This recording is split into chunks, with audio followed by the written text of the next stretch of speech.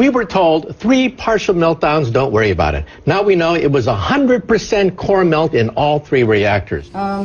Japan is, by orders of magnitude, many times worse than Chernobyl. Never in my life did I think that 6 nuclear reactors would be at risk.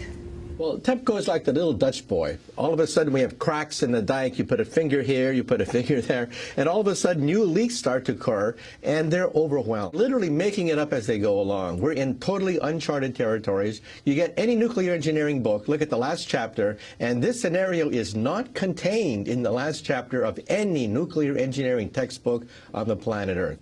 So they're making it up as they go along, and we are the guinea pigs for this science experiment that's taking place. All radiation is damaging. It's cumulative. Each dose you get adds to your risk of getting cancer.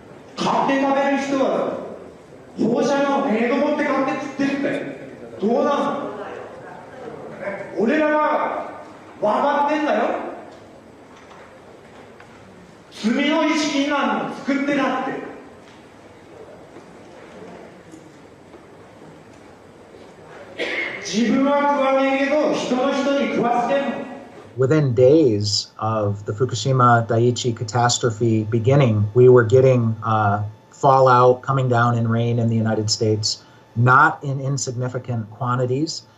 And also, of course, the seafood, not only does the ocean's currents bring the radioactivity this way, but also the sea life itself, the bluefin tuna, migrated from Japan to North America and carried the radioactive cesium in its flesh over here.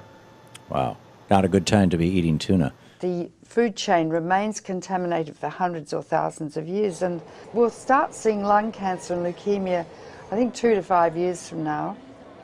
And then solid cancers will start appearing 15 to 60, 70 years later. So the ace up the sleeve of the nuclear industry is the incubation time for cancer. It takes a long time for cancers to develop once you have inhaled or been exposed to these radioactive elements. And no cancer identifies its origin.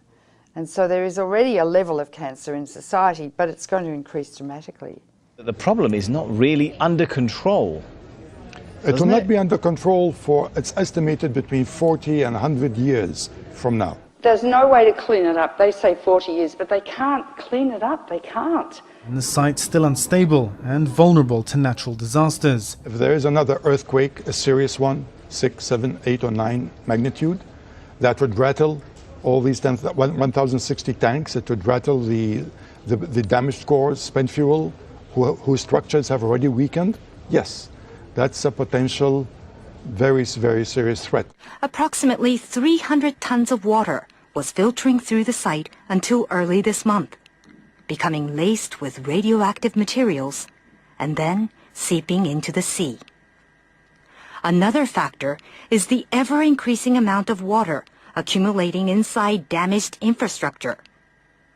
Once it makes its way into reactor buildings, it mixes with radioactive isotopes.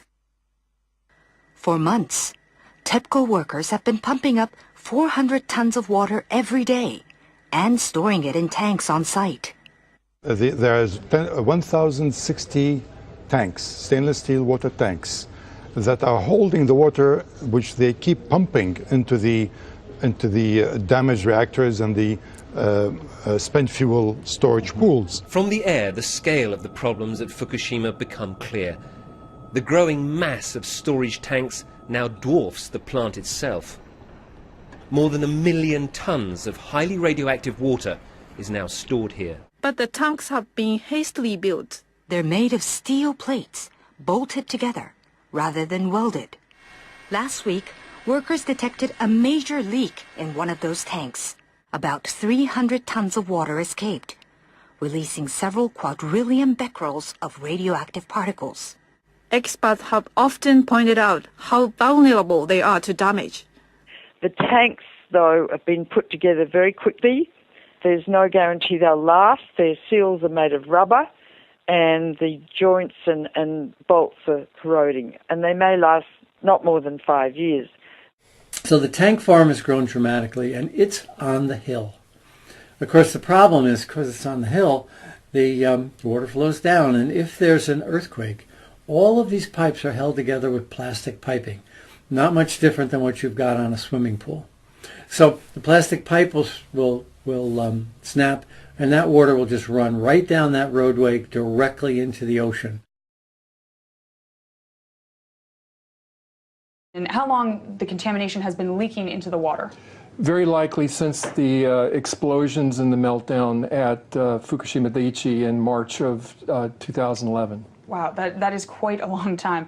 Now, how much and what sort of radiation is leaking into the Pacific? I know there's all different types, so if you can explain that in a little detail. Well, clearly what we've seen now is the movement of radioactive hydrogen, tritium, which is a mobile radioactive isotope, but clearly radioactive cesium, 134, 137, strontium-90. We're seeing a full range of radioactive contaminants now moving, which indicate that the damaged cores of these reactors, the meltdowns themselves, are now contributing to the contamination of the Pacific Ocean and groundwater that's moving at about a rate of 300 to 400 metric tons per day. So that radiation has been leaking into the water and polluting the fish continuously for the last 2 years. Radioactive iodine-129, its half-life is 17 million years, plus strontium, plus cesium, plus tritium, and I could go on and on and on. If it gets into the sea, the algae concentrated hundreds of times, then the crustaceans concentrated hundreds of times, then the little fish, then the big fish, then us. Because we stand on the apex of the food chain. You can't taste these radioactive elements, you can't see them, and you can't smell them. They're silent. This graphic shows the gradual contamination of the Pacific Ocean due to leaks of radioactive water from the crippled Fukushima nuclear plant in Japan. The simulation, which was run by a German Marine Research Institute, shows the entire Pacific waters being polluted by radioactive water in just 6 years. The fuel core of Unit 4 at the Fukushima Daiichi nuclear plant. More than 1,500 fuel rods sit in a damaged storage pool 30 meters above ground. Yeah, the amount of radioactivity in the rods themselves is about 14,000 times that of the Hiroshima bomb. We are dealing with diabolical energy. E equals mc squared. It's the energy that blows up nuclear bombs. Einstein said, nuclear power's a hell of a way to boil water.